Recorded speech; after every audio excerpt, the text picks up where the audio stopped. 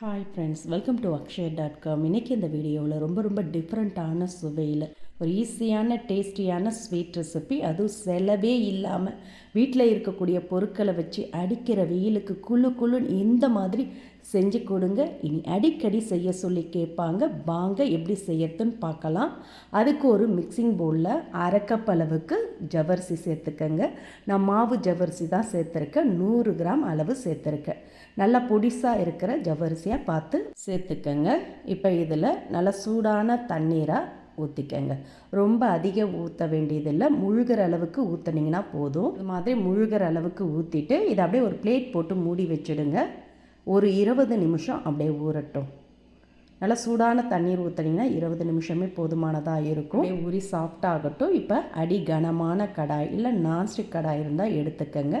அதில் 3 கப் அளவுக்கு காய்ச்சாத பால் ஊற்றிக்கங்க.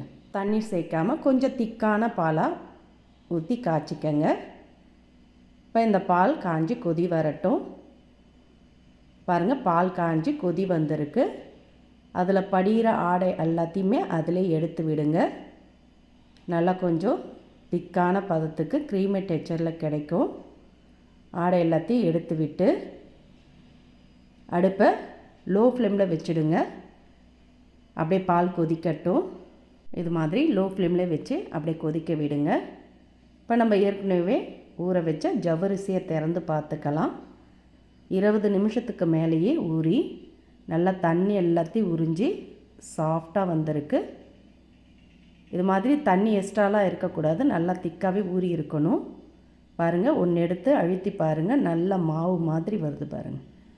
இந்த பதத்துக்கு ஜவ்வரிசி நல்லா ஊறி இருக்கணும்.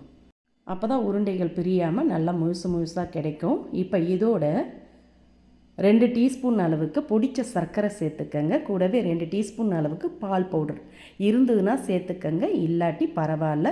கார்ன்ஃப்ளவர் மாவு கூட நீங்கள் சேர்த்துக்கலாம் 2 டீஸ்பூன் அளவுக்கு. இப்போ இது கூட கொஞ்சமாக ஏலக்காய் பொடி சேர்த்துக்கங்க. சேர்த்து நல்லா கலந்துக்கங்க.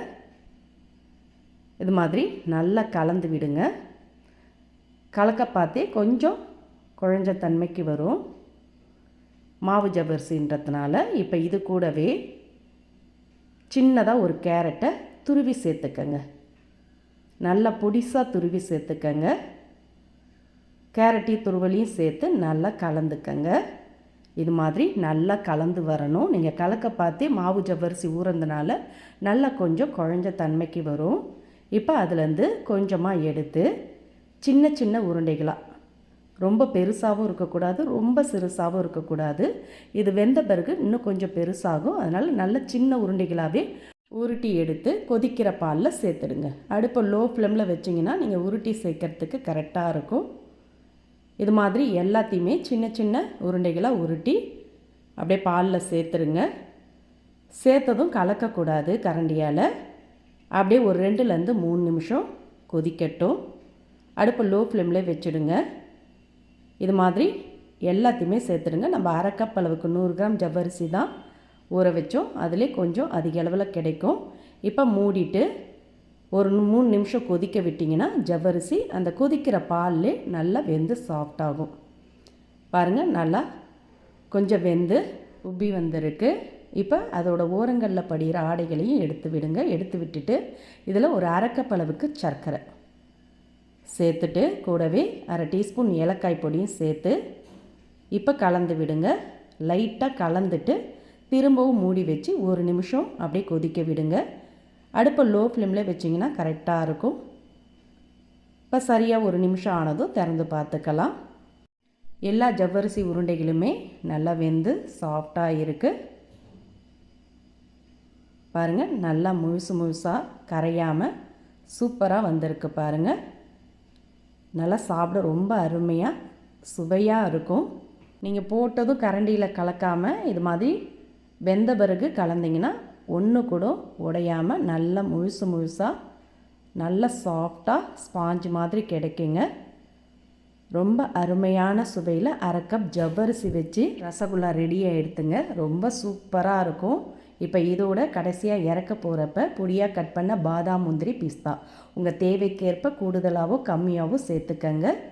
கொஞ்சம் கூடுதலாக சேர்த்திங்கன்னா சாப்பிட நல்லா இருக்கும். சேர்த்துட்டு கொஞ்சமாக குங்குமப்பூ இருந்ததுன்னா சேர்த்துக்கங்க, இல்லாட்டி பரவாயில்ல. சேர்த்திங்கன்னா கொஞ்சம் கலர் மாதிரி நல்லாயிருக்கும் பார்க்க. இப்போ அடுப்பை ஆஃப் பண்ணிவிட்டு இதை அப்படியே ஃப்ரிட்ஜில் வச்சுடுங்க. நல்லா சில்லுன்னு கூலிங் ஆகட்டும். கூலிங் ஆன பிறகு இதை அப்படியே பவுலில் மாற்றி பரிமாறலாம். அடிக்கிற வெயிலுக்கு குளு குளுன்னு இந்த மாதிரி வீட்டில் இருக்கக்கூடிய பொருட்களை வச்சு சிம்பிளான சுவையான ரசமலாய் ஹெல்த்தி ட்ரிங்க் ரெடி ஆகிடுது. இதில் நம்ம எல்லாமே ஹெல்த்தியான பொருட்கள் தாங்க சேர்த்துருக்கோம். உடம்புக்கு குளிர்ச்சியை தரக்கூடிய ஜவ்வரிசியோட கேரட் எல்லாமே ஹெல்த்தியான பொருட்கள் சேர்த்து இது மாதிரி குட்டீஸ்க்கும் பெரியவங்களுக்கும் வீட்டில் செஞ்சு கொடுங்க. விரும்பி கேட்டு வாங்கி சாப்பிடுவாங்க. அதிக காசு கொடுத்து இனி கடையில் வாங்கவே வேண்டியது இல்லைங்க. சிம்பிளான ஈஸியான இந்த ஸ்வீட் ரெசிப்பியை நீங்களும் இதே மாதிரி இதே அளவுகளோடு ட்ரை பண்ணி பாருங்கள். எந்த அளவுக்கு சாஃப்டாக வந்திருக்கு பாருங்கள். நீங்கள் சாப்பிட அவ்வளோ அருமையாக அமிர்தம் மாதிரி இருக்கும். இன்னும் வேணும் கடைசி சொட்டு வரைக்கும் ஊற்றி ஊற்றி குடிப்பாங்க. அந்த அளவுக்கு டேஸ்ட் அட்டகாசமாக இருக்குங்க. இந்த ரெசிபி பிடிச்சிருந்தா வீடியோக்கு ஒரு லைக் கொடுங்க. ஃப்ரெண்ட்ஸ் அண்ட் ரிலேட்டிவோட இந்த வீடியோவை நிறைய ஷேர் பண்ணுங்கள். மறக்காமல் நம்மளுடைய சேனலையும் சப்ஸ்கிரைப் பண்ணி வச்சுக்கோங்க. நன்றி, வணக்கம்.